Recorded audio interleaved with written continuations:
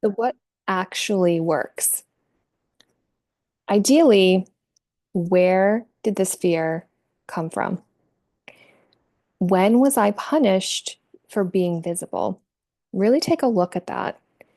What happened when I stood out or I spoke up?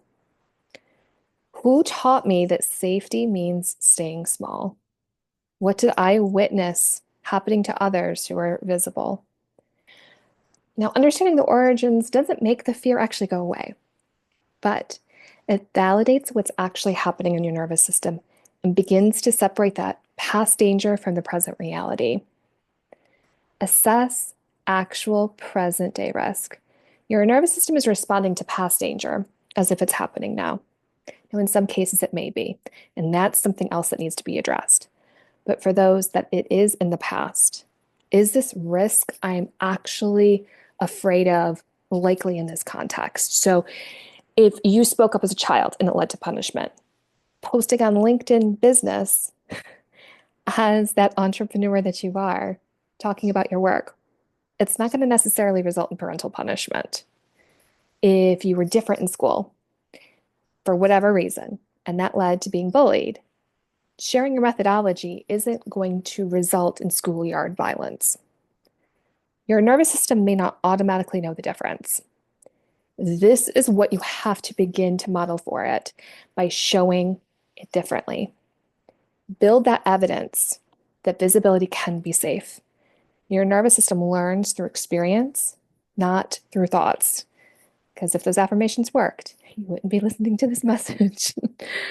So start with low stakes visibility and build that evidence. Post something small and notice nothing bad happens. Share one authentic opinion and notice you survive it.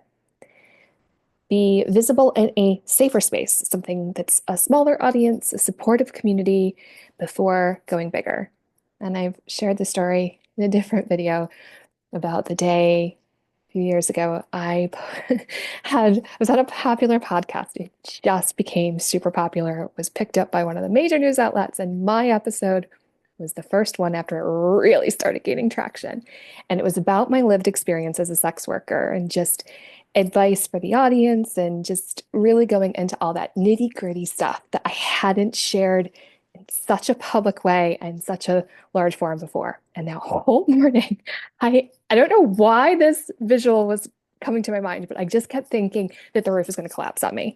And I'm just like sitting and rocking, just waiting for the roof to come and collapse on me.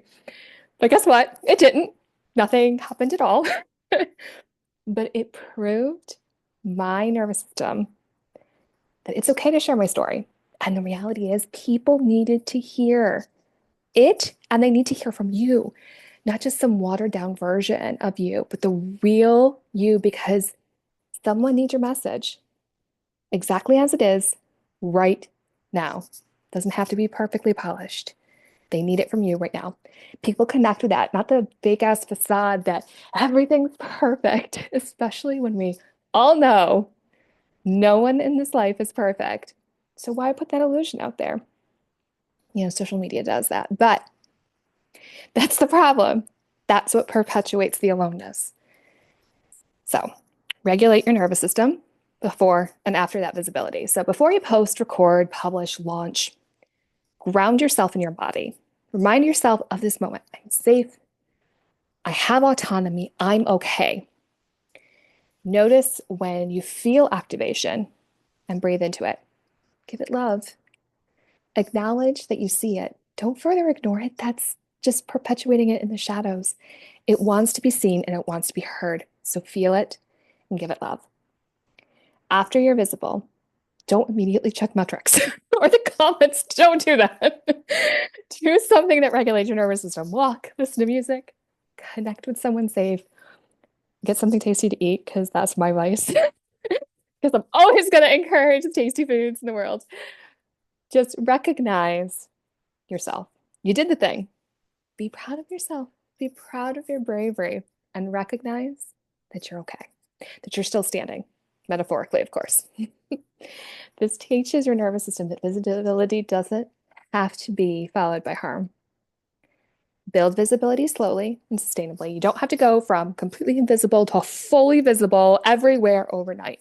Build slowly. Start with writing that's visible, but maybe not attached to your face or to your name. And maybe attach your name, but maybe not your face. And maybe start to show your face, but in small images, ones that you carefully curate that make you feel confident. Then maybe start to record your voice and then show your face in video. Maybe do live visibility, just whatever progression feels safest for you and your body at the time. The goal is to expand your capacity for visibility at a pace that your nervous system can integrate. Get support for the trauma work. If visibility continually triggers shutdown, panic, dissociation, you may need trauma-informed support by practitioners who understand and can work with the body for regulation. Because the real truth is that visibility has always been about who gets to take up space and who doesn't, who gets to be seen and who must stay hidden, who gets to speak and who must stay quiet. This isn't about confidence. This is about power. And for people who have been told, explicitly or implicitly, that they don't get to be visible, claiming visibility is an act of reclaiming power, which is why it feels so dangerous. Because in many contexts, historically and currently, it is. You're not broken for being afraid. Your nervous system is doing exactly what it learned to do, what it is built to do, to protect you from the harm that was real. The work is not to override that protection. The work is to acknowledge where the fear came from, separate past from present reality, build new evidence. Visibility can be safe, and reclaim your right to be seen despite the history that taught you to hide. Because you are meant to do amazing things with the gifts and talents that you have inside you. They are there for a reason. People need to know you exist, and that's the double-edged sword. Needing to be visible, but that's the importance of needing to heal yourself. You can build a business that doesn't require you to override your body. The fear of being seen and its relationship to the nervous system, to power dynamics, is what is missing in this conversation on visibility. So now go do that thing. Go post the thing. Do whatever you need to do. Regulate first and after.